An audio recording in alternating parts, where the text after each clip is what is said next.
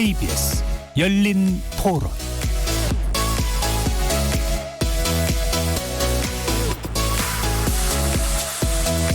안녕하십니까.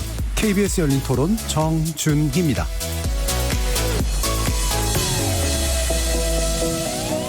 격주로 여러분을 만나는 KBS 열린 토론 금요일 코너. 오늘은 좋은 언론, 나쁜 언론, 이상한 언론으로 진행하게 됩니다. 김여정 북한 노동당 제1부부장이 대한민국 정부를 비난하는 담화를 내보낸 후 남북 공동 연락사무소 폭파에 이어 접경지역 재무정화를 경고하는 등 북한의 연이은 강경 행보가 우리 내부의 혼란을 자극하고 있습니다. 각 방송사와 신문사들은 관련 보도들 쏟아내고 있는데요. 외교안보 분야의 특성, 특히 폐쇄국가인 북한에 관련된 보도는 사실 확인과 신중함이 무엇보다 중요한데요. 그럼에도 현재 언론 보도는 마치 이런 일을 바라기라도 한 듯 선정성 문제를 넘어서 악의적인 태도까지 노골화하는 모습입니다. 북한 관련 보도의 문제점, 다양한 사례를 통해서 짚어본 다음에 또 이어지는 2부에서는 21대 국회 개헌 관련 보도 이야기 나눠볼 텐데요. 파행, 협치 파괴, 단독 개최, 심지어 독재까지 언론이 쏟아내고 있는 이 강한 규정들, 저널리즘 전문가들은 이런 용어의 선택 어떻게 평가하는지, 대안은 없는지 2부에서 자세히 다뤄보겠습니다. KBS 열린 토론은 여러분들이 주인공입니다. 문자로 참여하실 분은 샵 9730으로 의견 남겨주십시오. 단문은 50원, 장문은 100원에 정보 이용료가 붙습니다. KBS 모바일 콩, 트위터 계정, KBS 오픈, 그리고 유튜브를 통해서도 무료로 참여하실 수 있습니다. 시민 논객 여러분의 뜨거운 참여 기다리겠습니다. KBS 열린 토론 지금부터 출발합니다. 살아있습니다. 토론이 살아있습니다. 살아있는 토론, KBS 열린 토론. 토론은 라디오가 진짜입니다. 진짜 토론, KBS 열린 토론.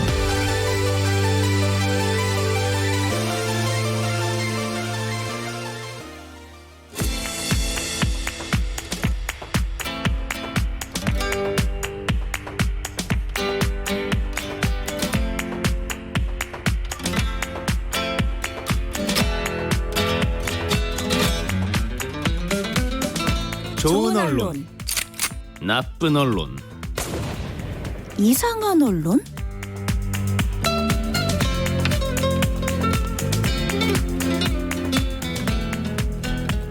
자, 오늘 함께해 주실 세 분의 전문가 소개하겠습니다. 신한대 교양교육대학 이정훈 교수 나오셨습니다. 안녕하세요. 언론인권센터 정책위원이신 정비정 박사 함께하셨습니다. 안녕하세요. 그리고 고발뉴스 민동기 미디어 전문기자 자리하셨습니다. 안녕하십니까. 자, 지금 이제 북한 관련 보도 지난번에 한번 김정은 위원장 사망설 또는 유고설 관련된 보도를 한번 또 짚어봤었는데 불행한 사건이 또 나오면서 연이은 다양한 보도들이 이제 쏟아지고 있습니다. 어떤 검색어를 넣어도 평상시와는 굉장히 다른 종류의 엄청난 숫자의 기사들이 이제 쏟아지고 있는데요. 신기한 건 정보가 많지 않은데 북한 관련 정보의 특성이 정보가 많지 않은데 기사는 엄청나게 많다는, 그 부족한 정보와 많은 양의 기사의 갭을 메꾸는 건 그건 뭐겠는가라는 이제 그런 생각을 불러일으키는 그런 상황입니다. 일단 좋은 보도, 나쁜 보도, 이상한 보도를 꼽으면서 이제 오늘 비평 진행해 보려고 하는데요. 나쁜 보도 먼저 진행하겠습니다. 이정훈 교수님께서 선정해 주셨어요. 네, 저는 오늘 그 두 편의 칼럼을 가지고 왔는데요. 하나는 그 6월 15일자 동아일보의 그 박재균 칼럼 한없이 너그럽고 한없이 독한 불공정 문정권이라는 칼럼 하나고요. 6월 16일자 조선일보의 민주당은 아픈 것일지도 모른다라는 칼럼입니다. 둘 다 그 내부 칼럼입니다. 동아일보는 박재균 논설 주간이 쓰셨고요.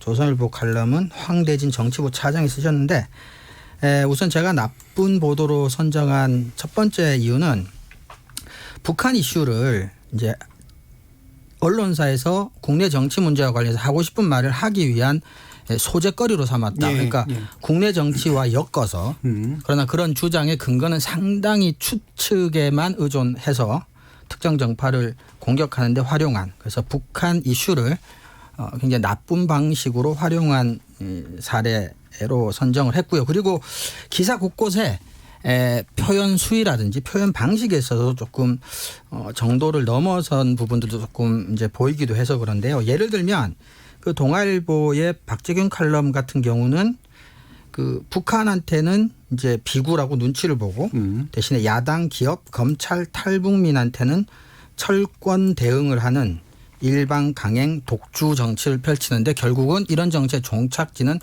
독재다. 이제 이런 이야기를 하면서 윤미향 사태, 조국 사태 이렇게 엮어가면서 이제 문재인 정권을 은근히 독재화되어 가고 있다라고 비판을 하고 있습니다. 그러면서 제시하는 근거들이라는 게 하나만 얘기하자면 북한 정권은 미국을 짝사랑하고 문재인 정권은 그런 북한을 짝사랑한다. 뭐라는 형태의 추측 이런 것들이 이제 근거로 제시되고 있는 상황이고요. 조선일보 칼럼 같은 경우는 조금 더 저는 안 좋게 보고 있는 게 민주당은 아픈 것일지도 모른다라는 제목인데 사실 여기 보면 이제 이 칼럼의 이제 시작이 이탄희 의원께서 이제 공황장애를 호소하시면서 지금 잠깐 쉬고 계신데 이제 여기서부터 출발을 해요. 그러면서 이제 민주당이 아프다라는 거죠. 강박에 빠져 있다. 근데 그게 제가 알기로는 이제 미학을 전공하신 걸로 알고 있는데 진중권 전 교수의 진단.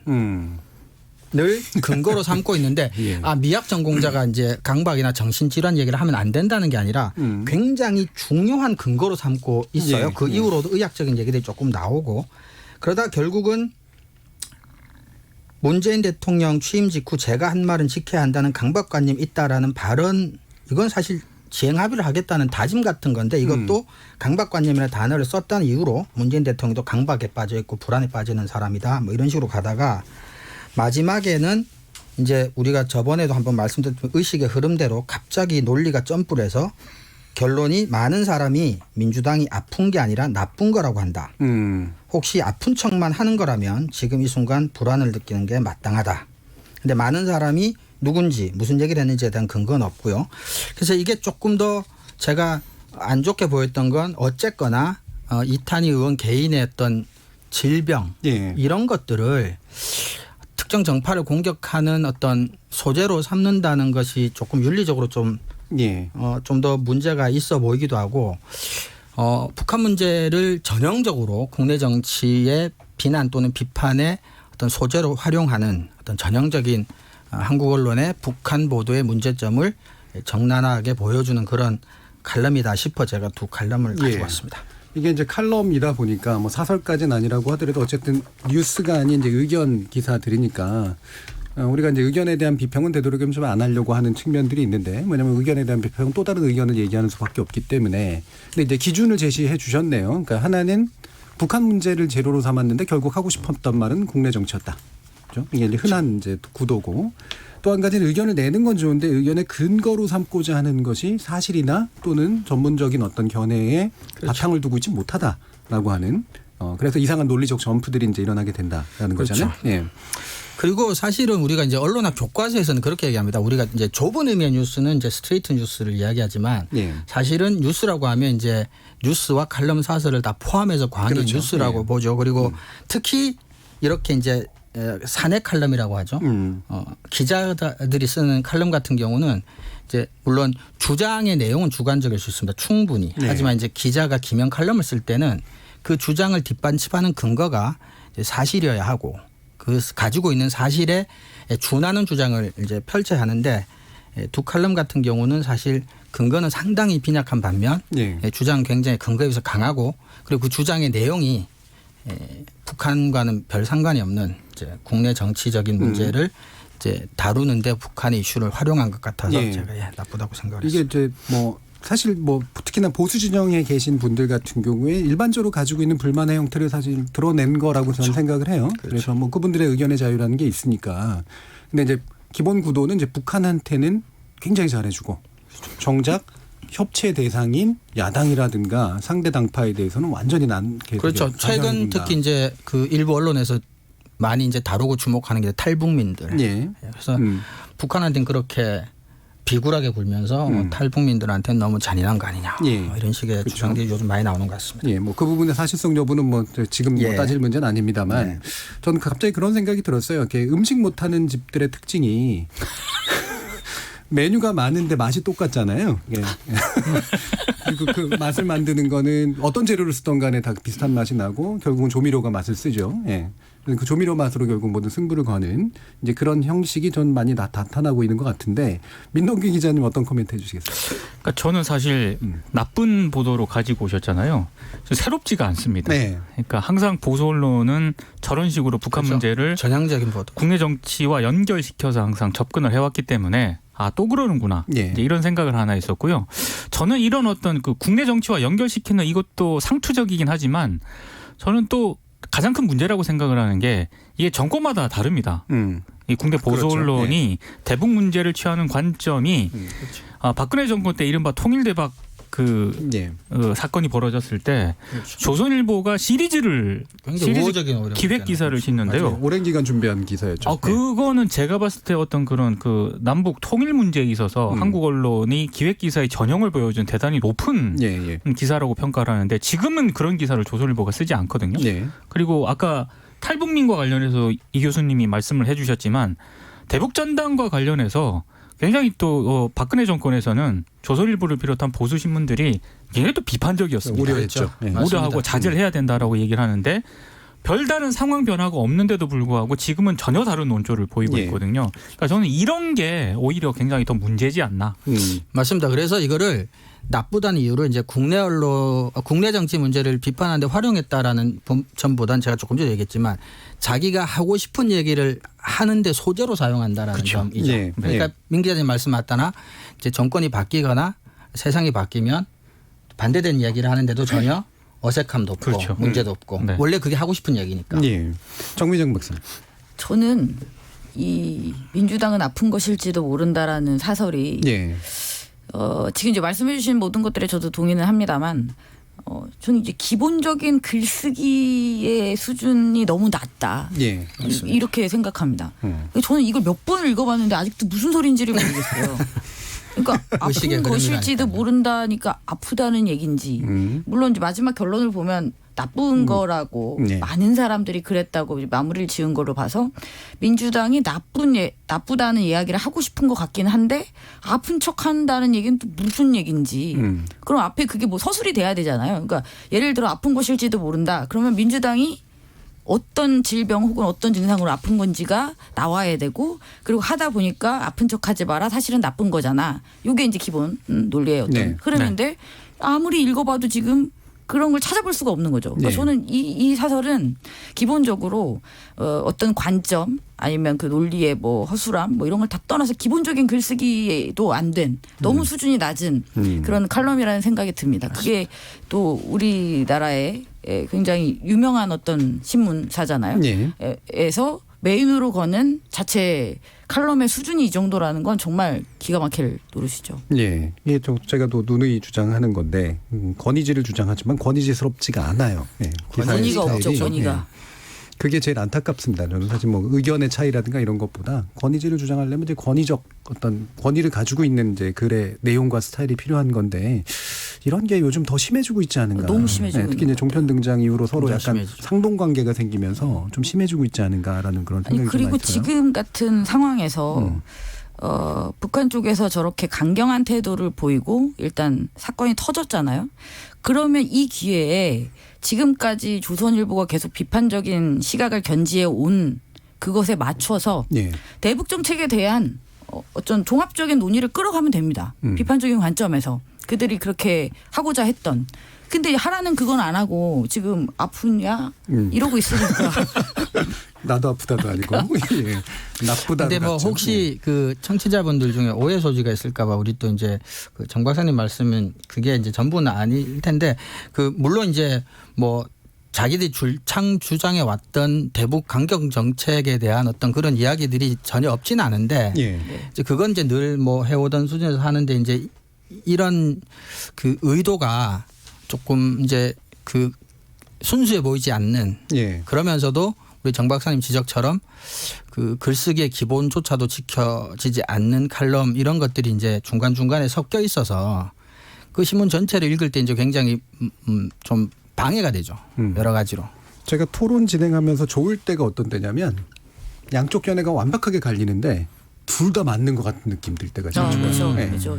그러니까 제가 저 나름대로 견해는 있지만 가만히 들어보면 막 혹한 거예요. 이쪽 견해 들으면 혹하고 저쪽 견해 들으면 혹해서 그 두 가지가 굉장히 저한테 생각을 되게 많이 하게 해주는 그런 것들을 만날 때가 되게 좋거든요. 근데 이런 의견이 많이 들어간 그런 칼럼들이나 사설 같은 데서는 그게 이제 내용에 대해서 내가 동의하진 못해도 이게 뭔가 설득력 있는 구조가 나를 아프게 한다거나 이런 게 되게 중요한 부분인데 그렇죠. 그런 게 이제 아까 얘기했던 이제 질의 문제하고 연관이 좀 되지 않나 좀 싶습니다. 그런 네. 비판이 있어야 발전적일 수 있겠죠. 네, 네. 자, 그럼 이상한 보도 민동기 기자님이 짚어주셨죠? 어떤 건 내용인가요? 저는 일단 대표적으로 가지고 온 기사는 지난 16일 조선일보 기사인데요. 네. 그 북한의 조평통 기간지가 있습니다. 우리 민족길이라는 예. 그 기간지인데 여기에서 보도한 내용을 인용해서 보도를 했습니다. 근데 제목이요. 북의 돈 없는 막말. 문재인 역대 대통령들보다 훨씬 멍청이. 예. 이런 좀 자극적인 제목을 달았습니다. 예. 근데 이건 뭐 조선일보만 이렇게 보도를 한 건 아니고요. 조선일보 경제 sek션 이런 그 조선 비즈라는 비즈? 곳에서도 예. 했었고 뭐 매일경제, 한국경제, 뭐 아시아경제 여러 군데서 보도를 했어요. 근데 저는 이런 거를 처음에 제목만 봤을 때는 기사를 읽기 전에 제목만 봤을 때는 북한 당국에서 또 이렇게 막말을 했구나 예. 이렇게 생각을 했는데 기사 첫 문장이라든가 이런 걸 보면서 우리 민족끼리에 달린 그 독자 감상 글이라는 코너가 있는데요. 예. 이게 우리식으로 따지면은 포털의 댓글. 기사 댓글이거든요. 댓글에 실린 거를 인용을 해서 이제 이렇게 아하. 보도를 한 겁니다. 그래서 저는 처음에는 이걸 나쁜 보도일까 이상한 보도일까 잠깐 고민을 했었거든요. 계속 고민하시고 계시죠 지금? 근데 이상한 보도라고 저는 결론을 예. 내렸습니다. 왜냐하면 이게 기사 댓글을 가지고 이렇게 정색을 하고 흔히 말하는 정론지라고 하는 곳에서 기사를 쓰는 게 이건 좀 이상한 것 같다. 네네. 그래서 네. 이제 이상한 보도라고 생각을 했고 또 하나는 아니 이런 식으로 따지면은 우리의 어떤 기사에 달린 댓글 하나를 가지고 북한의 선전 매체라든가 예. 다른 어떤 외신에서 이런 식으로 보도를 했을 때 우리가 어떻게 평가를 할까? 예. 굉장히 이상하게 볼 거거든요. 예. 나쁘다고 볼 게 아니라 굉장히 이상한 매체다 이렇게 생각을 할 것 같아서 제가 이상한 보도로 꼽아왔는데 지금 생각을 해봐도 도무지 이해가 안 가는 그런 기사입니다. 네. 전 그래서 이상한 게 분명히 맞긴 한 것 같은데 이거 생각나는 게 지금 대북 비라의 내용들 같은 걸 자세히 보시면 북한에서 비판적 관점을 갖는 건 좋고 그들한테 좋은 정보를 주려고 노력하는 건 좋은데 말도 안 되는 얘기들이 비라 안에 담겨 있는 게 너무 많아요, 사실. 네. 사실 옮기고 싶지도 않죠. 네. 그래서 북에서 이제 그래가지고 이런 돈 없는 막말이라고 이제 볼 거 아닙니까, 당연히. 그렇죠. 그러니까 네. 비슷한 종류의 이제 거라는 거죠, 이것도. 그러니까 결국 이것도 하고 싶은 말을 하는 거예요. 따옴표를 이제 통해서 제목에서 마치 내가 한 말은 아니라고 이제 방패막인 삼아놨지만 그게 이제 그 제목을 결정한 거는 편집부하고 편집국에서 결정을 한 건데 그 제목을 선정을 한 거는 이제 그게 하고 싶은 얘기였다고밖에는 예. 볼 수가 없죠. 그러니까 저는 좀 이게 좀 새로운 버전이다라고 생각을 한 게 좀 달라진. 대북 관련 보도에 있어서 그동안 계속 문제점으로 지적돼 왔던 것 중에 하나가 탈북민들을 예. 대거 등장을 시키거든요. 그것도 익명으로. 근데 탈북민들이 과연 북한 내부의 어떤 그런 정통한 사정을 얼마나 알까? 그렇죠. 그런데도 불구하고 상당수 기성 언론들이 탈북자 출신들을 언론에 이 익명의 인터뷰로 등장을 시켜서 북한 내부 상황을 굉장히 잘 아는 것처럼 소개를 하는 것에서 굉장히 문제점이 많이 노출이 됐었는데 이제는 그 댓글까지. 익명의 탈북민이 아니라 예. 익명의 기사의 익명의 댓글까지 이제. 북한이. 댓글까지 이렇게 정색을 하고 인용을 하는 이 상황은 또 새로운 형태인 것 같다라는 생각이 좀 들더라고요. 예. 제가 복화술 저널리즘이라고 부르는 것에 더 진화된 형태라고 볼 수가 있겠네요. 하고 싶은 말을 하기 위해서. 예. 정 박사님. 네. 사실 조금 씁쓸했던 거는 그 어떤 북한 전문 그 기자라고 타이틀을 다신 분이 있거든요. 예. 근데 그분이 쓴 취재 파일을 또 봤는데 이 댓글을 과연 누가 달았을까 이거를 또 이렇게 분석을 하는 그런 글을 저 취재 파일 형식으로 실으셨더라고요.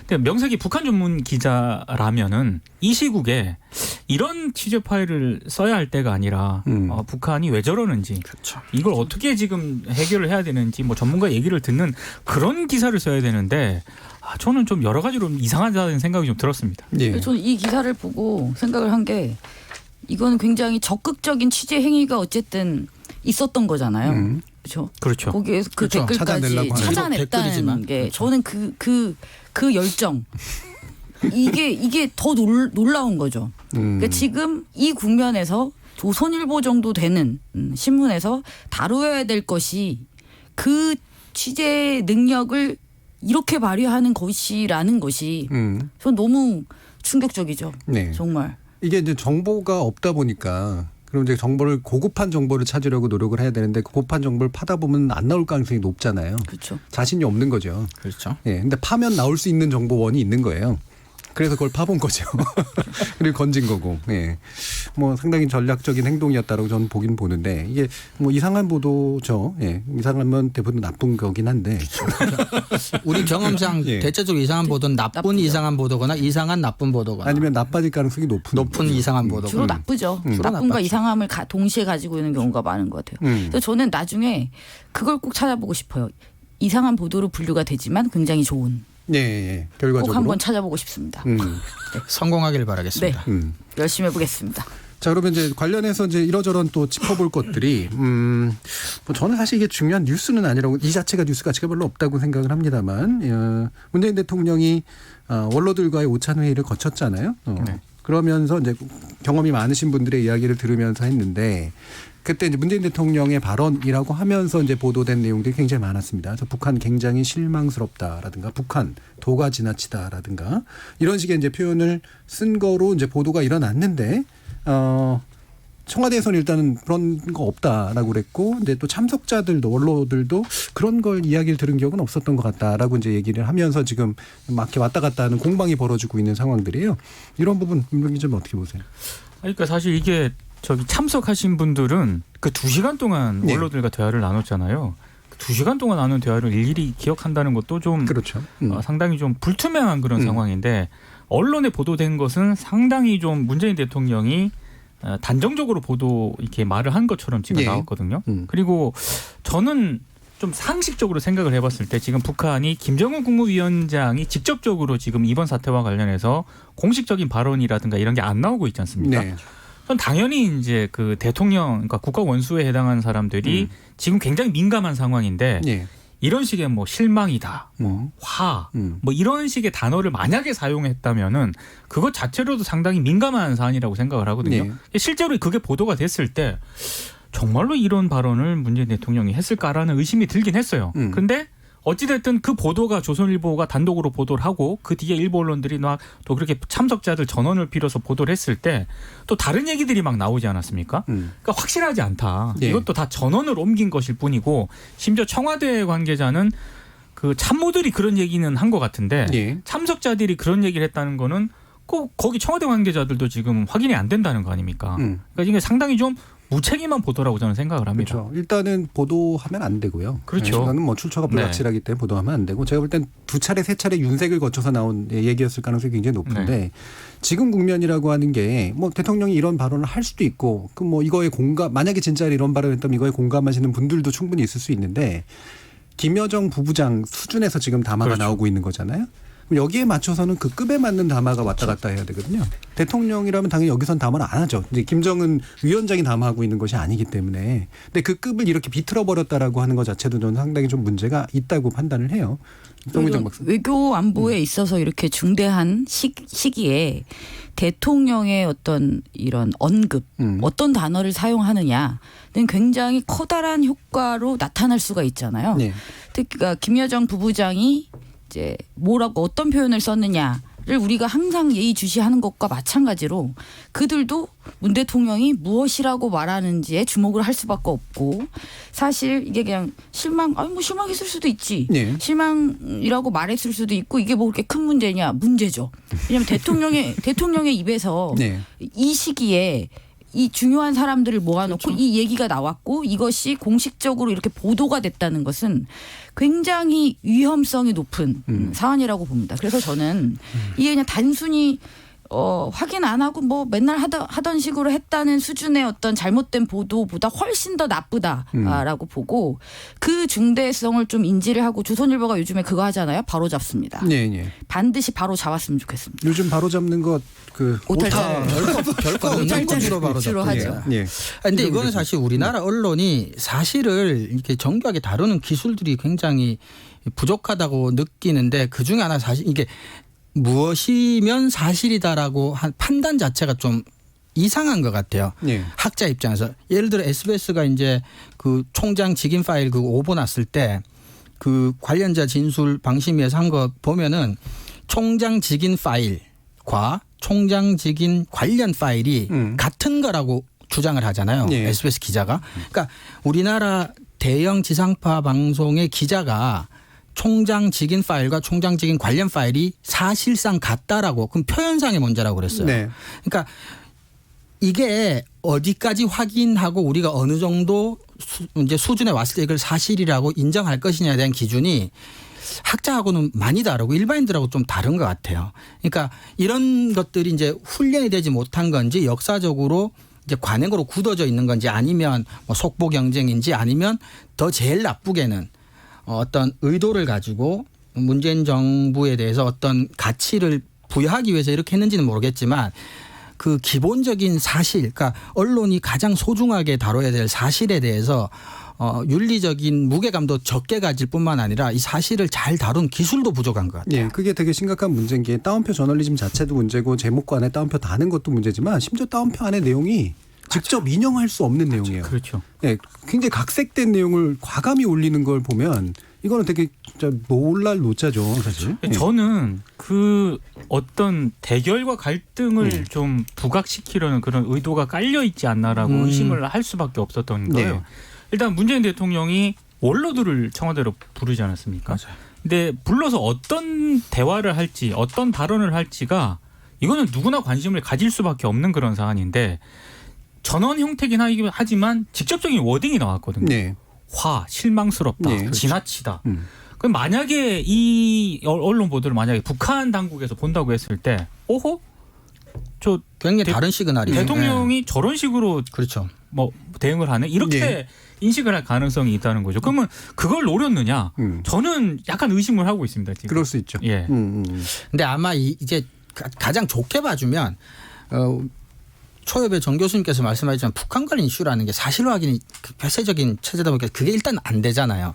근데 전 국민적인 관심은 되게 높고, 그러니까 이제 양적으로든 질적으로든 이제 뭔가 기사를 만들어낼 때 일단 기본적인 제한은 있는데 그런 상황에서 뭔가 속보도 내야 되고 단독도 내야 되고 이러다 보면 사실 한두 명이 이제 전해주는 말에 예. 대한 사실 제가 아까 말했듯이 이 정도 확인해야 사실이라고 부를 수 있다라는 수준이 원래도 낮은 데다가 그런 상황에 이렇게 몰리다 보면 뭐 한두 명이 얘기한 것 같은데 라는 정도만 가지고도 이렇게 이제 했을 수도 있고 그러니까 우리가 염려하는 정도의 의도와 그 후폭풍에 대한 고려조차도 없이 그냥 기사 막으려고 쓴 것일 수도 있다 싶은 생각도 들어요. 그게 훨씬 더 뭐가 슬픈 더 이야기긴 나쁜 하지만. 건지 모르겠어요. 뭐가 더 나쁜 건지 모르겠지만 후자가 더 나쁜 걸 수도 있죠. 이 시국의 대통령의 그 단어 어휘 선택 문제에 대해서 그 정도의 그 어떤 중요성 인식도 없이 기사를 이런 식으로 쓴 거라면 그건 정말 심각한 문제죠. 더 큰 문제죠. 예.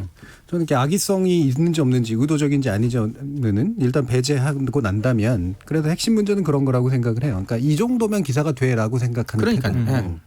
그리고 그게 이른바 정론지나 권위지라고 불리우는 데들의 기사 작성에 통용되고 있다는 사실. 이 자체가 제가 자꾸 언론 비평을 하면서 이렇게 한탄할 수밖에 없는 게 이제 바로 그런 거거든요. 맞습니다. 아니 근데 그것도 이슈에 따라서 좀 전 달라져야 된다고 본다는 거죠. 이 정도 이슈는 좀 10배, 100배는 더 신중해야 된다고 생각하는 거죠. 물론 그럼 다른 거는 막 써도 되냐그 말씀은 아닙니다만 예.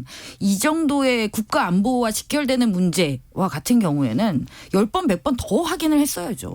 근데 되게 송구스러운 말씀인데 우리가 이제 안 하는 게 있고 못 하는 게 있는데 사실을 다루고 정교하게 다뤄서 그걸 되게 품격 있게 기사의 문체로 만드는 거는 저는 되게 죄송한데 못하는 거라고 생각해요. 누구한테 죄송하신 겁니까? 기자분들에게. 유감스럽게도라는 뜻이죠. 유감스럽게도. 예. 근데 이게 이제 중요한 부분이 현재 그러니까 뭐 정미정 박사님이 굉장히 좀 이렇게 그 분노하시면서 얘기를 하셨지만 우리의 가치는 그런데 그리고 실제로도 객관적으로 좀 그렇다라고 판단을 하는데 북한 뉴스일수록 더 그런 거 그렇죠. 일반보다도 더 하거든요. 더 그렇죠. 네.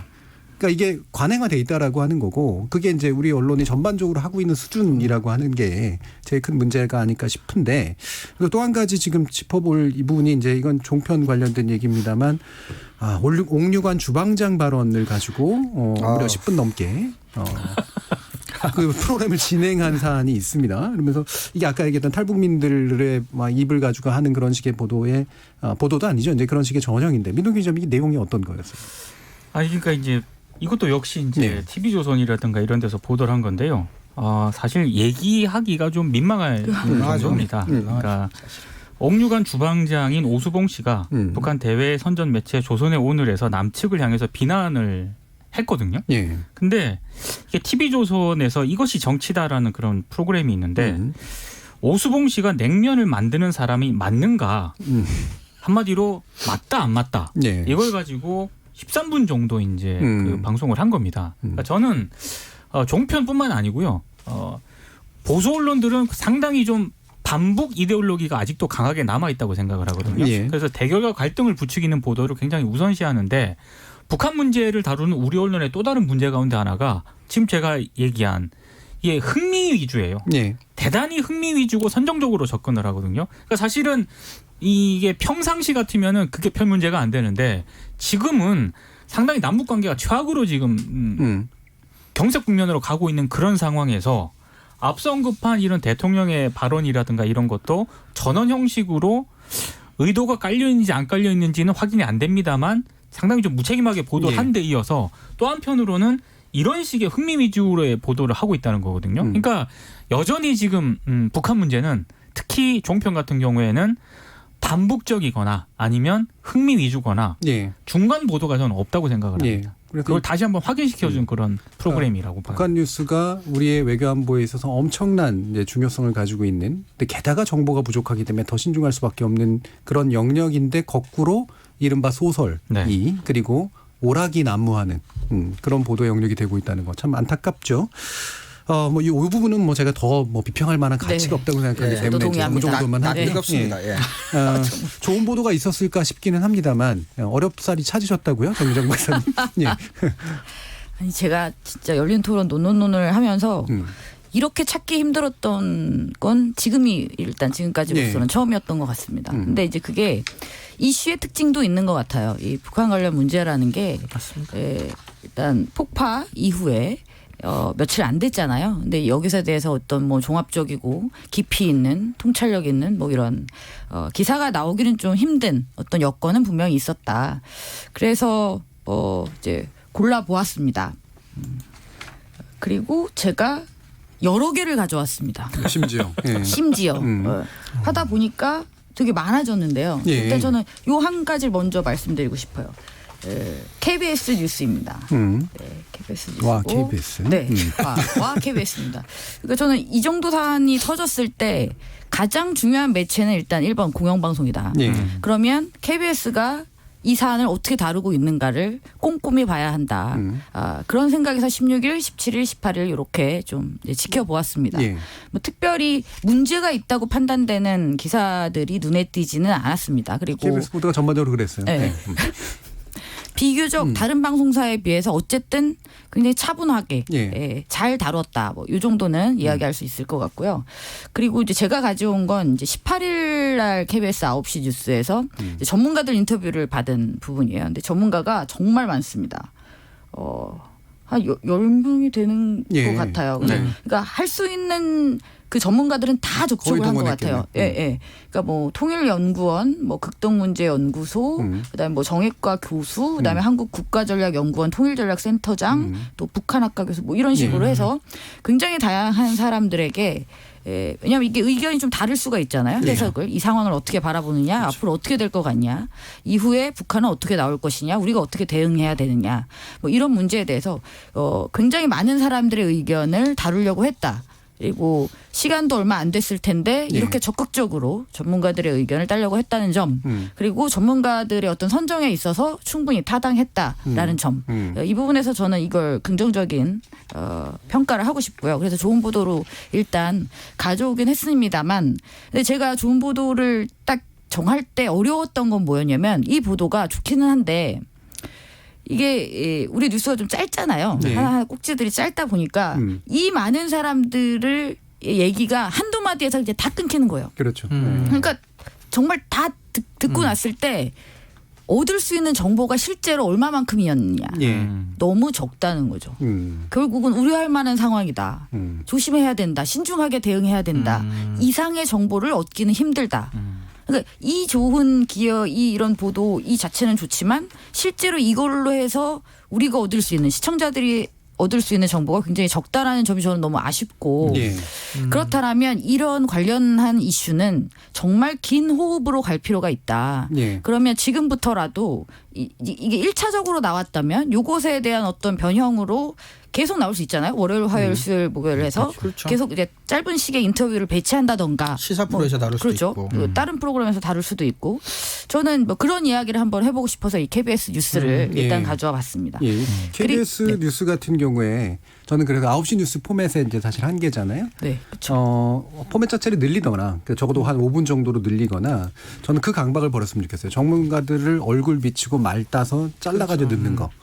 그러니까 이분들은 한 10대 분 만났으면 지형이 생길 거 아니에요. 그렇죠. 예, 대충 우려 지형, 뭐 약간 뭐 호감 지형 뭐 이런 식으로 생기면 그 지형을 묶어서 뭐 얼굴들은 이렇게 집어넣고 그거를 몇 개의 어떤 그 핵심적인 것으로 요약해가지고 좀 지형을 보여주는 거 이런 식으로도 충분히 할 수 있을 것 같아요. 아니면 그런 거를 이제 풀 인터뷰 내용을 이제 홈페이지에 미리 올려놓고 그 뉴스가 끝나자마자 자막의 밑에 예. 이제 풀 그렇죠. 인터뷰 예, 내용은 그렇죠. 그러면 요즘 다들 핸드폰 주변에 두면서 뉴스를 보는 심지어 핸드폰으로 뉴스를 보니까 네. 바로바로 확인도 할 수 있고 그게 이제 바로 디지털 뉴스하고 예. 기존의 올드미디어의 메인 뉴스가 그렇죠. 연결되는 좋은 그렇죠. 뭐 방법. 그런 식으로 할 수 있는 기술적으로도 어렵지도 않고요. 그렇게 해가지고 아니, 품위만 그러면서 있는 제가 것도 또 아니고. 생각해 본 게 이제 우리나라 방송에서의 메인 뉴스는 이제 꼭지들이 너무 짧다 보니까 한계가 있고 그래서 이 부분을 극복하려고 이제 JTBC 같은 경우가 좀 이렇게 길게 길게. 하는 편이잖아요. 그러니까 그런 형식에 가질 수 있는 장점도 분명히 있다라는 거 한 가지 하고 또 한 가지는 저는 이제 아무래도 영상의 시대니까 라디오의 한계에 대해서 굉장히 많이 이렇게 고민을 하고 있었는데요. 바로 이럴 때 또 강점이 있는 것 같아요. 라디오는 그렇죠. 훨씬 긴 호흡으로 그렇죠. 안정적으로 그다음에 이슈를 놓치지 않고 아주 오래 끌고 갈 수가 있다. 그리고 필요한 정보를 충분히 제공할 수 있다. 열린 토론 같은 경우도 지금 그렇게 하시잖아요. 그리고 다양한 입장을 가진 사람들이 각자의 입장에 맞춰서 이제 해석을 할 수 있고 앞으로 대응을 이야기할 수도 있고 그런 생산적인 논의가 일어날 수 있는 장이 어쨌든 라디오에서는 일상적으로 예. 지속될 수 있다. 저는 그 부분도 또 한 가지 그렇죠. 이번에 좀 그래서. 많이 생각을 하게 됐던 것 같습니다. 예. 아마 다른 기사들도 몇 가지가 좀 있으셨던 것 같은데 시간이 아, 좀 그런가요? 예, 네. 얼마 안 남아서 저 그냥 한 가지만 저도 그냥 좋은 기사라기보단 이런 걸 좀 했으면 좋겠다라고 해서 약간 제안을 하는 식으로 머니투데이 기사를 하나 가져왔는데 연락사무소 폭파에 과거와 달라진 심한 시민들 북도 미도 문제 그러면서 이제 나온 기사고요.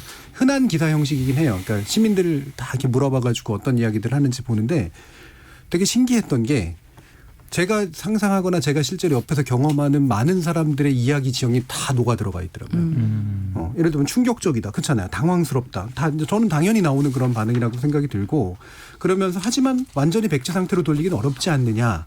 그렇죠? 그다음에 아마도 이건 내부 결속을 다지기 위한 것 같다. 뭐 그다음에 북한이 나도 강하다는 걸 보여주기 위한 것 같다라는 식의 또 나름의 판단들 같은 거를 시민들이 하고 있고 현재 조건은 미국이 시큰둥하면 마음대로 못하는 우리나라 나만의 문제가 있긴 있는데 다만 평화를 위한 투자라고 생각해서 좀 아깝더라도 좀 지속할 필요가 있다라든가 이렇게 지형도 다양할 뿐더러 상당히 이제 많은 시민들이 실제로 좀 이렇게 들으면서 고민해오고 있는 모습들이 되게 좀 잘 드러나더라고요. 그러니까 현재 이게 바람직한 보도를 해주면 시민들이 안정을 찾아갈 때 나타날 수 있는 모습이잖아요. 그렇죠. 이번에 증시라든가 이런 것들 보거나 그랬을 때 이게 북한이 이런 사안이 나오면 예전에는 그냥 무조건 굉장히 나락으로 빠져들었는데 사실은 금방 다시 탄력 회복성을 갖는 그런 모습들을 보면 그게 안보에 대해서 감정이 떨어져서 그럴 수도 있다라고 나쁘게 볼 수도 있지만 적어도 우리는 지속적으로 안정감을 가지고 좀 인내하면서 가야 된다라는 태도가 시민들 속엔 있다는 거죠. 그거를 이렇게 이제 인터뷰 형식으로 해가지고 잘 보여주고 있는 게 저는 언론이 해야 될 이 보도의 결과로서 가져야 될 좋은 측면들이 아닌가 싶어요. 그래서 뭐 이제 더 좋은 보도도 그래도 몇 가지 심지어 가져오셨는데 네. 그거는 다음 기회에 또 한번 풀어보도록 하겠습니다. 청취자들 의견도 좀 들어봐야 될 것 같아요.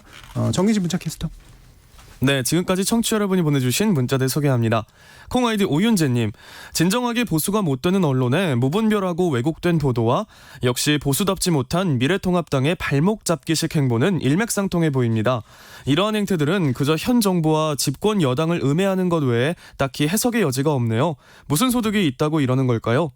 유튜브 청취자 아렐님, 우리 정부가 북에 비굴했고 탈북민들에게는 냉정했다는 보도에 동의할 수 없네요. 북의 도발에 동요하지 않은 거고 탈북 단체들의 대북 외교, 안보에 부담을 주는 행위에 경고를 한 것뿐인데 비판을 위한 비판이라 여겨집니다 해주셨고요. 21대 초선 의원님들, 여야를 막론하고 의무적으로 언론개혁 법안 하나씩 발의해 주십시오라는 의견도 있었습니다. 콩아이디 7860님, 같은 생각을 가진 패널들의 의견만 듣다 보니 반론도 들어보고 싶습니다. 반론을 제기할 패널도 출연시켜 주십시오. 콩아이디 JHKI님, 조중동의 특징은 기승전 현 정권 때리기인가요? 콩아이디 1345님, 언론사 오보에 대한 처벌 조항은 없나요? 라고 보내주셨네요. 네, KBS 열린 토론, 이 시간은 영상으로도 생중계하고 있습니다. 유튜브에 들어가셔서 KBS 1라디오 또는 KBS 열린 토론을 검색하시면 지금 바로 토론하는 모습 보실 수 있습니다. 방송을 듣고 계신 여러분이 시민 농객입니다. 계속해서 청취자 여러분들의 날카로운 시선과 의견 보내주세요. 지금까지 문자캐스터 정의진이었습니다. 토론이 세상을 바꿀 수는 없습니다. 하지만 토론 없이 바꿀 수 있는 세상은 어디에도 없습니다.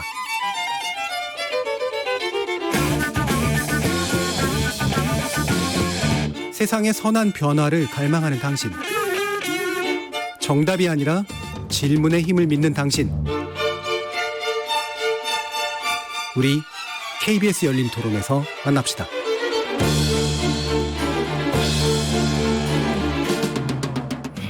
KBS 열린 토론 금요일 코너 좋은 언론, 나쁜 언론, 이상한 언론 2부 주제는 국회 개원 관련 언론 보도 이대로 좋은가입니다. 함께해 주실 세 분의 전문가 소개해 드릴 텐데요. 고발뉴스 민동기 미디어 전문기자, 언론인권센터 정치위원이신 정미정 박사, 그리고 신한대 교양교육대학의 이정훈 교수, 이렇게 세 분 함께하고 있습니다.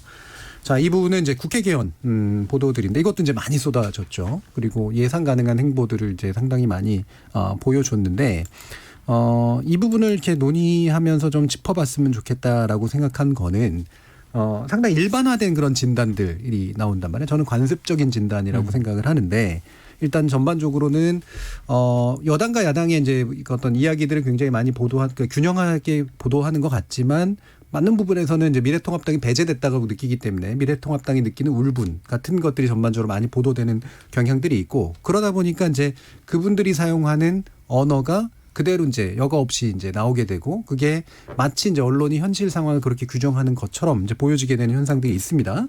그 중에 대표적인 게 하나가 바로 독재다라고 하는 거, 헌정사상 이런 일은 없었다라는 거, 협치는 완전히 붕괴됐다라는 거, 이제 이런 식의 이제 그 규정들이에요. 이거는 현 시기에 국회 개헌과 함께 우리나라의 민주주의 현 단계가 이런 단계냐라고 하는 규정하고 연관된 거서 이 언론이 이제 이런 규정들을 사용하는 것들이 또는 그대로 가져다 쓰는 것이 맞는가라는 부분에 대한 좀 여러분들의 말씀을 들어보고 싶습니다. 이 부분 이정훈 교수님 먼저. 네, 우선 그 언론이 해야 될 일, 할 수 있는 일은 사실 그 시민들이 중요한 현상에 대해서 판단을 할 때 필요한 사실과 근거들을 모아서 제공해 주는 거예요. 그러니까 쉽게 얘기하면 이제 판단은 시민들이 하는 거고 판단에 필요한 자료와 근거들을 이제 언론이 모아서 보여주는 거죠. 네.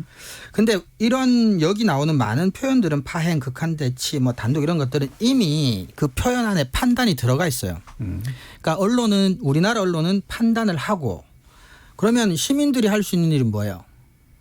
없는 거죠. 그러니까 이게 이런 표현들이 갖는 가장 큰 문제는 원래 이제 교과서에서 흔히 나오는 언론의 기능 역할이라고 하는 게 시민들이 자신이 처한 상황, 자신의 이해관계에 따라 정치적이고 중요한 사안에 대해서 자기가 판단을 내려야 되는데 이제 일상생활을 영위하다 보니까 그 판단에 필요한 자료나 사실들을 수집하는 시간이 없으니까 언론이 그걸 이제 잘 모아서 잘 정리해서 이제 보여주고 네. 판단은 시민이 하는 건데 우리나라 언론은 그 정말 본연 업무인 그 사실 확인, 사실 판단, 자료 수집 이런 건 굉장히 취약한 반면에 그 취약한 부분들이 이제 스스로가 내리는 판단 과정으로 다 메우는데 그 판단 과정에서 그 부족한 근거나 증거를 가지고 판단을 내다 보니까 표현만 격렬해지는 것 같아요. 예, 예.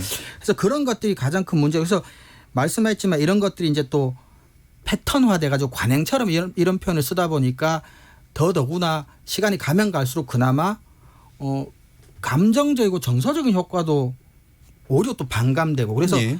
별 쓸모가 없는 표현이 아닌가 싶은 생각조차도 들어요. 예, 민동균 기자님. 저는 조금 반대되는 생각을 하고 있는데요. 오히려 언론들이 판단을 안 하고 있다. 저는 그렇죠. 이렇게 보고 예, 있습니다. 예. 그러니까 드러난 현상만 뭐 이렇게 대결하고 서로 이게 타협을 못 보니까 예. 파행, 뭐 또 협치 물 건너가나 이게 굉장히 상투적인 표현이거든요. 예. 근데 사실은 저는 이게 국내 정치 보도의 문제 가운데 하나라고 보는데 여든 야든 어느 쪽 편을 드는 거에 대해서 한국 언론들은 약간 좀 알레르기 반응을 보입니다. 예. 그러니까 그게 어떤 사안에 대해서 설명을 하든 아니면 우리는 이렇게 생각하다라는 어떤 관점을 가지든 간에 그게 한쪽 편을 드는 방향으로 가게 됐을 때 굉장히 부담스러워하거든요. 예. 그러니까 사실은 저는 조금 언론들이 솔직하게 구체적인 부분까지 들어가서 판단을 해줬으면 좋겠는데 그냥 판단을 안 하고 현상만 이렇게 중계를 하고 있다고 생각을 하거든요. 예. 이를테면 그러면 협치가 물 건너갔다라고 다들 쓰는데 제목도 그렇게 뽑고 그러면 미래통합당이 주장하는 그 안을 법사위원장을 뭐 더불어민주당이 받아들이면 그럼 그건 협치가 되는 것이냐? 예. 이 질문도 던져야 되는 거고요. 그러면 미래통합당이 법사위원장을 고집을 하고 있는데 이렇게 여당을 견제하는 게 꼭 법사위원장을 야당이 가져야만 저게 견제가 가능한 것인가? 예.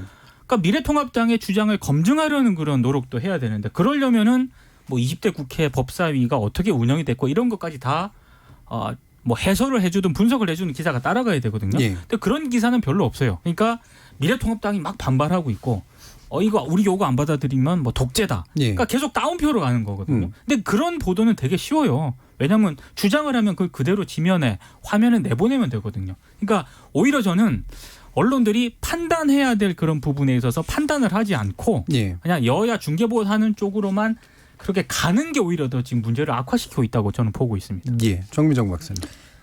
저는 지금 이 정치 뉴스와 관련된 다수의 언론 보도는 CCTV로 대체될 수 있을 것 같습니다.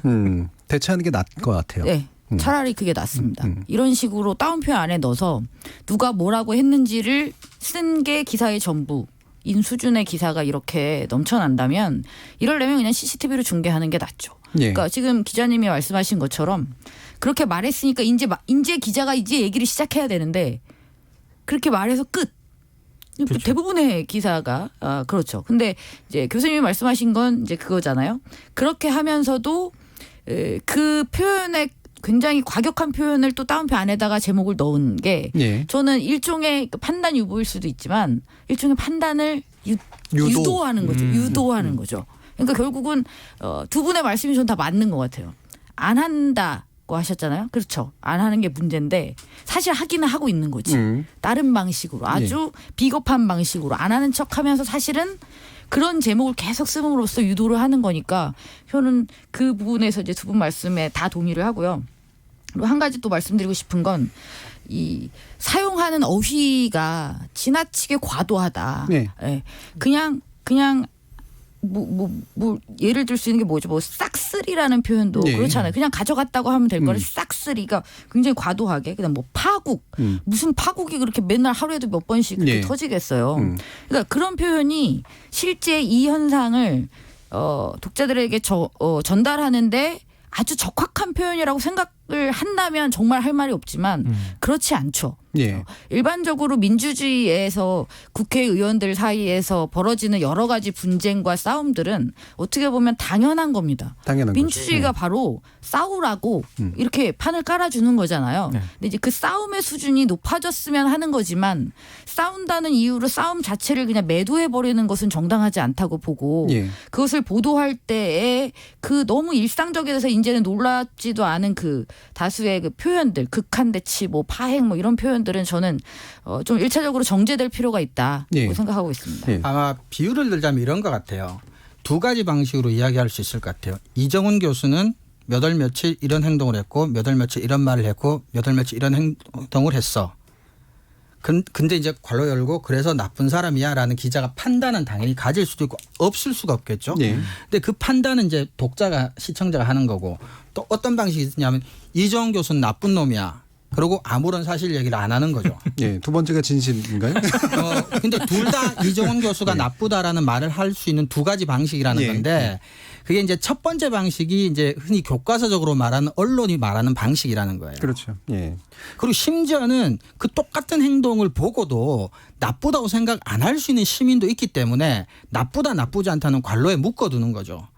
또 그렇기 때문에 이제 사설 칼럼 등을 통해서 또 부분적으로 그런 건 표현할 수가 있고 근데 이미 판단을 하든 안 하든 파행, 극한대치, 단독 이런 단어 안에는 이미 판단이 들어가 있어요. 그렇죠. 나쁜 거라는. 예.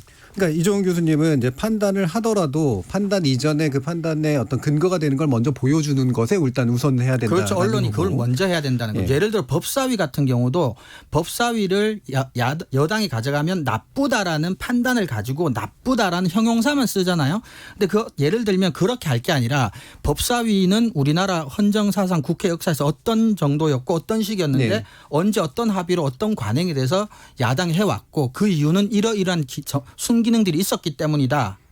라고 이야기하고 근데 이번은 여당이 가져갔다. 이러기만 하면 여당 나쁜 놈이네. 뭐 그럴 수도 있지라는 판단은 시민들이 한다는 거예요. 예, 그러니까 민동기 기자님 말씀하시는 제대로 좀 판단해 줬으면 좋겠다와 사실은 이종훈 교수님이 말씀하시는 판단 이전에 시민이 판단할 수 있도록 도와주는 걸 제대로 좀 해줬으면 좋겠다가 두 가지가 뭐 서로 그다지 대립되는 상충되는 생각은 얘기는 아니고요. 아니죠. 그렇죠. 예. 예. 부족한 두 가지 면을 동시에 그렇죠. 얘기하는 거기 때문에 근데 정민정 박사님은 그게 유보하는 것 같지만 유도하는 것일 가능성이 굉장히 높다라고 지금 평가를 해주신 거고 저는 이 두 가지를 좀 구분해 봤으면 좋겠는 게 이거예요. 예를 들면 협치, 독재, 헌정 이런 식의 단어는 현 단계의 민주주의를 규정하는 정치학적인 용어잖아요. 예. 그다음에 파행, 극한대치, 단독 이런 것들은 현상을 기술하는 용어란 말이에요. 두 가지는 이제 지금 다 쓰고 있는 것들이긴 하지만 구분해서 봐야 되는 게 하나는 예를 들면 우리가 심장마비라고 말하는 게 좋으냐 아니면 심근경색증이라고 말하는 게 좋으냐. 그렇죠? 코로나19 바이러스라고 말하는 게 좋으냐 우한폐렴이라고 말하는 게 좋으냐 뭐 이런 식의 영역하고 연관이 돼 있어요. 다시 말하면 전문적인 판단이 필요한 용어 사용의 영역이라는 게 있고 또 한 가지는 저널리스트가 현실을 바라보면서 그거를 적절하게 기술하고 있는가라는 문제가 있는 것 같거든요. 근데 이제 민주주의가 만약에 지금 한국에서 벌어지고 있는 일이 협치가 붕괴돼 있고 독재고 헌정이 붕괴되는 거라면 전 세계에는 아마 한 뭐 150개 중에 민주주의 국가가 대부분 다 붕괴되어 있을 겁니다. 예. 이미 붕괴했어요. 그러니까 저는 이게 21대 국회 개원 전에요. 총선에서 예. 더불어민주당이 흔히 말하는 압승을 했을 때 기성 언론의 상당수가 흔히 말해서 일종 밑자락을 좀 깔고 들어간 게 아닌가. 그렇죠. 예, 왜냐하면 깔아놨죠. 깔아놨죠. 180석에 가까운 거대 여당의 탄생 뭐 이런 식으로 계속 보도를 했고요. 계속 그때부터 강조를 했던 게 협치, 야당과의 뭐 협치 이런 걸 강조를 했거든요. 근데 지금 굉장히 험악한 그런 단어들을 언론들이 많이 사용을 하잖아요. 예. 뭐 독재 이걸 그대로 워딩으로 이렇게 옮기거든요. 그러니까 이게 지금 헌정질서 파괴 수준까지 가는 어떤 그런 상황이냐 예. 전혀 아닌데도 불구하고 그렇죠. 어쩌면 민주주의라든가 국회 정당 정치가 있는 곳에서는 이건 당연한 현상으로 봐야 되는데 이미 그 전에 총선 결과에서 여당으로 하여금 계속적으로 야당과의 협상과 협치를 중시해야 한다라고 주문처럼 이렇게 건 상황에서 지금 이렇게 미래통합당이 이 국회를 또 사실상 뭐 아직 완전히 박차고 나간 건 아니지만 예. 조호영 원내대표가 지금 이 밖으로 나간 상황 아닙니까? 그러니까 이 상황 자체가 저는 사실상 누구 책임이냐를 언론들이 구체적으로 따져야 된다고 생각을 하는데 예. 그냥 협치 파괴 이렇게 제목을 뽑아버리면 이건 그 여당 책임이 된다는 거죠. 그렇죠. 이게 예. 이제 언론학에서 이제 그 문제 정의의 투쟁이라고 이제 그렇죠. 학술적으로 얘기를 하는 건데 현 상황을 정의하고 근데 그 정의의 방식이 서로 다르기 때문에 누가 더 정의의 주도권을 가질 것이냐를 실제로 투쟁해요. 근데 그것도 정도가 있는 게 이를테면은 자, 이 선짝 그어놓고 너 이거 넘어서면 독재야. 라고 일단 먼저 만들어 놓고 봤네 넘었네 그러니까 독재야라고 하면 이 선 자체의 어떤 나름의 타당성 자체에 그 의심할 수밖에 없는 그런 상황들이 자꾸 벌어지기 때문에 그래서 언론의 정의를 못 믿게 되는 그런 상황들이 생겨버리는 거죠. 또 한 가지 극한 대치도 역시 마찬가지인 거잖아요. 이게 극한 대치면 예전에 국회들은 뭐 이미 국회가 다 깨지고 망가지고 했었던 대치였겠죠. 그 당시 그렇죠. 뭐 운동화 날아다니고 막 네. 그럴 때였는데 네. 지금은 그런 국회가 많이 좋아져서 이 정도만 해도 극한 대치로 바라봐야 할 상황인지 아닌지 상당히 좀 문제가 많은 그런 정의법 또는 용어 사용법인 것 같아서 이것도 아까 아마 우리 일부에서 얘기했던 것처럼 너무 관습적이고 이 정도면 괜찮겠지 이 정도면 그렇죠. 뭐 충분하지라고 생각하는 너무 전반적인 심각합니다. 스탠다드가 너무 낮아져 있는 낮아져 상태 이런 건 것 같아요. 근데 습관적으로 사용한다고 하기에는 그 표현의 도가 너무 지나치죠. 네, 그러니까 사실 지금 이 국면에 독재라고 운운하는 것은 그러니까 저는 특정 정치인이 그렇게 우길 주장으로 하겠습니다. 네. 주장할 수는 있다고 봅니다. 근데 다수의 언론이 그 워딩을 그대로 계속 쓰고 있는 거잖아요. 네. 그러니까 이건 마치 아까 기자님이 말씀하셨잖아요. 우리나라 기자들의 상당수가 누구 편을 드는지를 굉장히 부담스러워한다. 그래서 그 평가를 안 내리고 그냥 이제 다 쓰는데 개별적인 기사들은 그런데 모아놓고 보면 결국 누군가의 편을 들고 있는 거죠. 그러니까 누구의 말을 옮기느냐를 가지고 그 이상의 효과를 강력하게 발휘하죠. 왜냐하면 따옴표 안에 넣음으로써 자 나는 저 사람이 진짜 저렇게 말했으니까 나는 그걸 그냥 단순하게 보도했어. 자 나는 해석도 분석도 아무런 의견도 담지 않았어. 아주 중립적이지. 예. 라고 하지만 실제로 그 기사들이 모여서 형성하고 있는 어떤 담론의 흐름은 충분히 그렇죠. 지금 여당에 대한 어떤 굉장히 부정적인 인식을 확산시키는 데만 기여하고 있다고 예. 볼 수 일부러 있습니다. 자로잰 듯한 중립을 하기 위해서 여당이 법사위를 가져가는 게 옳으냐 아니면 야당이 관행대로 가는 게 옳으냐에 대한 판단은 우리는 하지 맙시다. 하지 마는데 거기에 대한 보도의 양상으로서 이게 둘 다 어느 쪽으로 가든 간에 이게 파행인지 협치인지 협치가 붕괴된 건지 사실 이런 문제를 가지고 얘기하는 그렇죠. 거잖아요. 예. 민동기 기자. 예. 아니 그러니까 법사위원장 관련해서 이게 뭐 협치 파괴라는 어떤 그런 추상적인 형태만 계속 언론들이 반복적으로 지금 제목을 붙이고 기사를 쓰고 있는데 저는 앞서도 얘기를 했지만 이게 언론사들이 구체적으로 판단을 해줘야 될 영역이라고 봅니다. 그러니까 미래통합당 같은 경우에는 법사위원장 하나만 가지면 예. 나머지 상임위원장을 다 뭐 포기하겠다. 내어줄 수도 있다. 그러니까 이런 야당의 전략이 과연 상식적이고 온당한 전략인지에 대해서 저는 당연히 정치부 기자들이 이거는 기사를 쓰면서 판단을 해줘야 하는 영역이라고 그렇죠. 보고요. 이를테면 야당 견제론에도 그게 맞는 견제냐 뭐 이런 것도 있는 거죠. 예. 예. 이런 전략이 과연 상식적이고 합리적인 어떤 전략인가? 근데 그런 판단은 안 합니다. 그냥 따옴표로 이렇게 얘기를 하고 있고 결과론적으로만 해석을 자꾸 하려고 하거든요. 예.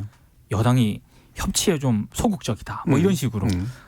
그러니까 이게 계속 반복되고 있다는 거죠. 언제부터 이 협치가 무슨 지상 최대의 가치처럼 이렇게 된 거예요? 제가 사실 딴 데서 좀 다룬 적이 있는데 협치라는 말 자체가 잘못됐고요. 일단. 그렇죠. 예. 예. 협치는 이게 정당 간의 어떤 협의를 협치라고 부르면 그거는 거버넌스라는 원래 개념이 너무 부끄러워요. 네. 예. 그거는 시민단체니 정치와 뭐니 시민단체와의 그럼, 뭐라든지 예. 뭐 광범위한 기업과 노조 뭐 이런 식의 권력을 가지고 있는 자들이 권력을 내놔서 다양한 이해 당사자들과 함께 해나간다라고 하는 그런 의미를 가지고 있는 협치가 어느새 주요 정당 간의 협상이 협치가 돼버렸어요. 그러니까 우리 언론들이 주장하는 협치는 여야가 손잡고 위아더 월드를 그거, 해야 이게 그게 협치인 거죠, 협치라고 지금. 생각을 하는 좀 것 더 같아요. 정확히 말하면 약자인 야당이 원하는 걸 주는 게 협치죠. 예. 이게 지금 그 이런 식이면. 박근혜 전 대통령 탄핵 국면에 이제 그 청와대가 권력 공백기였을 때 지방자치단체장들 그렇죠. 그리고 이제 지방자치단체 내에서도 지방자치단체장과 지방의회 뭐 이러면서 이제 협치, 지방자치, 협치 이런 얘기들이 이제 같이 막 쏟아져 나오긴 했었어요. 근데 이게 이제 관행적인 표현을 이렇게 자꾸 쓰면 인간들이 이제 얕은 사고에 의존하다 보니까 그냥 쉽게 그 단안에 들어있는 가치 판단을 받아들여요. 예를 들어 요즘 유행하는 무슨 모 맥주 광고 중에 구름보다 부드럽게 뭐 이런 문구가 있어요. 근데 우리는 구름을 맛본 사람은 아무도 없어요. 근데 의뢰 구름은 부드럽겠지 하고 그냥 얕은 사고로 받아들이는 거예요. 그것에 그 판단에 필요한 사실, 근데 이거는 상업적 광고니까 그렇다 치고. 근데 우리나라 정치 보도가 구름보다 부드럽게 수준보다 절대 높지가 않다는 거예요. 예. 그러니까 제가 그래서 비유하는 게 그거예요. 그러니까 우리가 좀 화가 나고 짜증나면 너 미친 거 아니야? 라고 했을 때 그게 우리가 그 미침을 이를테면 정신분열부터 그렇죠. 해서 조현증까지 포함하는 다양한 공황장애적인 현상을 짚는 게 아니잖아요. 그렇죠. 예. 근데 그런 걸 너무 이제 과도하게 사용하고 있는 거죠. 예. 언론이 그러고 있는 거죠. 자, 그래서 여기서 한 가지 더 짚어야 될 게 결국은 우리 이제 좀 뭐 정치적 어떤 보도의 전문성의 문제일 텐데 뭐 이게 전문 기자의 죄로 뭐 풀 문제는 아니라고 생각합니다만 적어도 1,700명이나 등록되어 있다라고 하는 이 국회 출입 기자들이 뭘 하는 걸까라는 데 대해서 좀 알려줘야 될 것 같아요. 이건 민동기 기자님 좀 얘기 좀 해주세요. 그러니까 사실은 이게 국회에 1,700명이 넘는 기자가 출입을 하면서 이제 기사를 쓰고 있지 않습니까? 근데 기사를 쓰는데 대한민국의 정치 관련 기사는 대부분 형태가 비슷하고요. 특히 요즘 들어서 과거에 비해서 기자 출입하는 기사들이 더 많아졌잖아요. 네. 기자들은 더 많아졌는데 쏟아져 나오는 기사들의 형태는 과거보다 더 동질해졌습니다. 예, 예. 비슷비슷한 어떤 기사들이 계속 반복이 되고 있거든요. 그러니까 여러 가지 이유가 있을 것 같아요. 일단 연차가 낮은 기자들이 과거에 비해서 국회에 많이 들어간다. 들어가고 있다. 그리고 요즘 들어서 저는 몇 년 전부터 자꾸 관찰되는 어떤 그런 풍경인데 예전에 뭐 정당이라든가 최고위원 회의를 아침마다 하지 않습니까? 공식 회의, 비공개 회의, 공개 회의 다 하거든요. 그럼 나오면은 기자들이 이제 묻잖아요. 질문을 하고. 근데 최근 들어서 나오는 풍경은 질문을 잘 안 합니다. 그냥 마이크를 갖다 대거나 핸드폰을 갖다 대는 그런 풍경들이 많이 CCTV 나오거든요. 역할을 하는 거네요. 그러니까 질문을 해야 답을 예. 하는데 질문을 하지 않고 그냥 마이크와 핸드폰을 갖다 대요. 얘기하라는 거죠. 예. 뭐라도.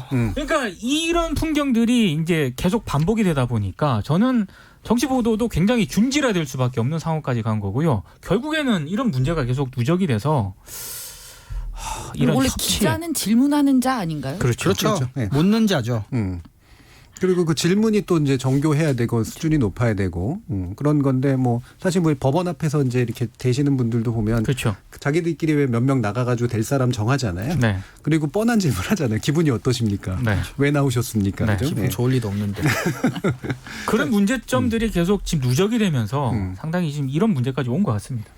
이종 교수님은 이런 정치 그 기사들의 이런 네. 수준 낮음이 네. 왜 구조화됐다고 생각하세요?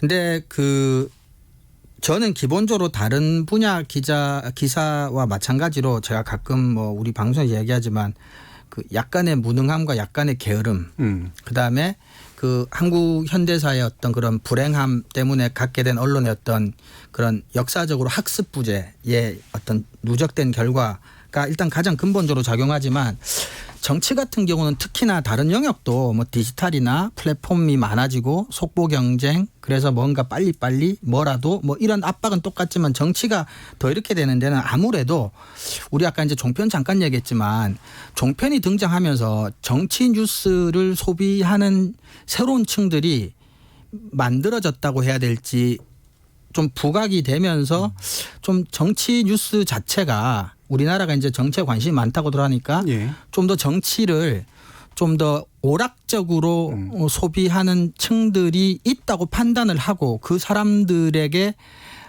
즐거운 형태의 뉴스, 뭐 저널즘을 가장한 오락, 뭐 이런 것들이 하나의 어떤 장이 마련이 좀 된 게 아닌가. 예.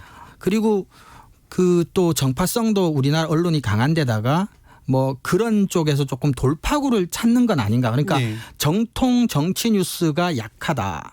그것으로 승부를 걸 수가 없다. 근데 먹고는 살아야 된다고 했을 때 좀 그런 식의 것들이 좀 강하고 그런 것들을 그냥 일반 신문이나 지상파 방송들도 한때 좀 의식을 했었던 것 같아요.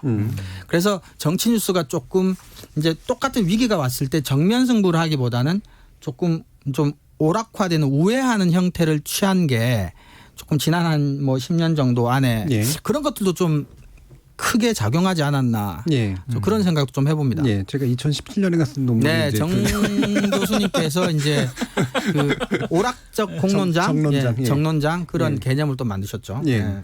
이게 또 이제 미국에서 보면 그 CNN과 같은 그런 24시간 뉴스 채널들이 되게 늘어나고 각 지역의 정치를 다루는 채널들이 되게 늘어나면서 그러니까 정치 미디어화라는 현상들을 얘기를 하는데 그때 두 가지 요구가 많나요? 하나는 정치는 어떻게든 미디어 노출을 바라고 정치인은. 그렇죠. 미디어는 아주 값싸게 뉴스를 만들어주는 그들의 입을 바라면서 이 두 가지가 결합돼서 나타나는 현상이 지금 한국에도 이제 상당히 유사한 형태 또 더 심한 형태로 이제 나타나고 있는 우리는 거죠. 조금 더 심한 형태. 예, 정의정 같습니다. 저는 이 앞단에 일부에서 제가 그 좋은 뉴스를 찾을 때 막 고생을 했다고 말씀드렸잖아요.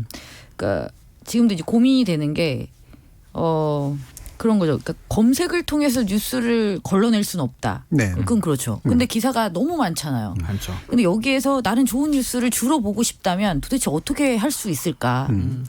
결국은 사실 가장 쉬운 방법은 그거예요. 특정한 언론사가 좋은 언론사면 예. 그냥 그걸 보면 됩니다. 근데 지금은 그렇지 않죠. 언론사마다 물론 주로 나쁜 뉴스가 많이 나오는 언론사가 물론 없는 건 아닙니다만 저희가 좋은 뉴스를 고를 때마다 항상 느끼는 건 언론사가 다 다르잖아요. 항상 달랐어요. 그러니까 특정한 한 언론사를 믿을 수 있다면 참 좋을 것 같고 그래서 지금과 같은 국면에서 저는 공영방송이 KBS가 조금 더 진취적이고 적극적인 노력을 했으면 좋겠는데 예. 그것이 그냥 공영방송이니까 열심히 하겠습니다의 수준이 아니라 아까도 말씀드렸던 어떤 뉴스의 형식을 깬다던가 그러니까 가시적이고 공격적인 어떤 방식 예. 그리고 이걸 어떤 지금까지의 이런 답답함을 깰 수 있는 좀 더 파괴적인 그런 혁신이 좀 필요한 시기가 아닌가. 그리고 지금이 제가 볼 때는 적기라는 생각이 듭니다. 물론 많이 늦은 감은 있지만 저는 그랬으면 좋겠어요. 근데 저는 네. KBS는 수신료 문제가 있기 때문에 예. 특히 정치 보도는 굉장히 그 조심스럽죠. 형식이 대단히 보수적이라고 생각을 네. 하거든요. 이 틀을 깨기가 쉽지는 않을 것 같습니다. 네. 네. 참 그 부분도 좀 안타까운 게 예를 들면 BBC 같은 경우에 정치 보도 굉장히 중립적이고 상당히 건조한데 유명한 정치 기자들이 있어요. 네. 예, 폴리티컬 커레스판던트라고 한 20, 30년 한 분들이 있는데 미국도 그렇고 영국도 그렇고 그런 분들은 이를테면은 총리실이라든가 영국은 미국은 이제 그 백악관이죠. 그 앞에 질문을 30년간 한 사람이에요. 대통령보다 더 오래 거기 앉았던 사람이거든요. 이분이 질문을 하면 다들 이렇게 긴장해요. 도대체 어디서 뭘 알아서 무슨 질문을 할까 이렇게 되고 이분이 쭉 나와가지고 이제 쭉 풀어내는 기사를 쓰면 이제 다 주목을 하는 거죠. 다른 신문사들이나 이런 데들이 다 그걸 봐요. 정말 부럽네요. 네, 먼저 그 사람의 해석을 듣고 그 다음에 자기 또 나름의 보도 방향 정하고 이런 식의 일들이 일어나거든요. 이게 단순한 그냥 전문 기자가 아니라 이렇게 관록 있는 기자가 저는 어디보다 필요한 게 바로 정치라고 생각하거든요. 왜냐하면 정치인처럼 달코 다른 사람들을 만나려면 그 정도의 카리스마와 관록을 가지고 대해야 그들로부터 진실을 끌어낼 수가 있는 고 이런 건데 그게 너무 좀 안 돼 있고 아까 말씀하신 것처럼 뭐 2, 3년 차도 안 된 분들이 국회에 거의 대부분 뭐 출입하고 있고. 그러니까 다른 출입처에 비해서요. 예. 뭐 청와대라든가 검찰이라든가 법조라든가 이런 데는 진입 장벽이 굉장히 높거든요. 근데 그런 출입처에 비해서는 국회가 상대적으로 진입 장벽이 낮으니까. 낮습니다. 그래서 국회 기자들이 굉장히 많이 들어가 있는데 그러다 보니까 어떤 관록 있는 기자라기보다는 연차가 낮은 기자들 그렇죠. 이 비율이 점점 높아지는 거죠. 그러니까 예전에 보면 조국 전 장관 그 청문회 하기 잘 안 되니까 그때 이제 언론이 청문회를 하겠다, 언론과 하겠다 해가지고 네. 했을 때 그때 갑자기 앉아 있었던 친구들이 굉장히 그 기자분들이 질문을 되게 잘 못했잖아요. 네. 나중에 이제 변명한 게 뭐냐면 사실은 위에 높은 기자들이 안 오고 우리 좀 낮은 연차들이 있을 수밖에 없었기 때문에 질문의 질이 떨어질 수밖에 없었다라는 얘기를 스스로 하는데 네. 그게 바로 아까 그 구조에서 지금 나온 그 현상이잖아요. 예. 그래서 사실은 아까 얘기한 영국이나 미국의 그 관록 있는 기자들이 조국 전 장관이 청문회 한다고 했을 때 예. 국회에서 한다고 했을 때 그 기자들이 가야 되거든요. 가야죠. 근데 우리는 언론사들이 연차 낮은 기자를 예. 보냅니다. 국회 출입하는. 왜 그러는 건데요? 중요한 저도 그 모르겠어요. 수재 내용이라고 생각하지 않는 거예요. 예, 아니 그러니까 높은 연차들은. 일반적으로 국회 출입은 그렇게 한다고 치더라도 네. 그 조국 전 장관 관련한 그 인터뷰는 굉장히 중요한 어떤 네. 자리였잖아요. 네. 그래서 저는 이건 더 이해가 안 간다는 거예요. 그러니까 그분들이 가서 제대로 된 질문하고 제대로 된 그러니까요. 검증하고 그러니까 그래서 그렇게 그렇게 안 별렀고 했겠죠. 다 예. 답정너일 수도 있죠. 음. 연차 높은 사람 굳이 보내서 확인할 사실보다는 이제 그 정도 사실이 방향은 그러니까 뭐 중요 있는 뉴스 가치가 있다고 생각하지 않아요. 현재 언론사의 구조라고 하는 게. 그러니까 세월호 오보의 비극이라는 것도 사실은 멀고 귀찮으니까 그렇죠. 맞습니다. 1차로 기자들 보낼 다 연차 낮은 기자들 보냈거든요. 예. 사실은. KBS 열린 토론 논논논 코너 이것으로 모두 마무리할 텐데 오늘 함께해 주신 이정훈 교수, 정미정 박사 그리고 고발뉴스 민동기 미디어 전문기자 세 분 모두 수고하셨습니다. 감사합니다. 고맙습니다. 고맙습니다. 저는 다음 주 월요일 저녁 7시 20분에 다시 찾아뵙겠습니다. 지금까지 KBS 열린 토론 정준이었습니다.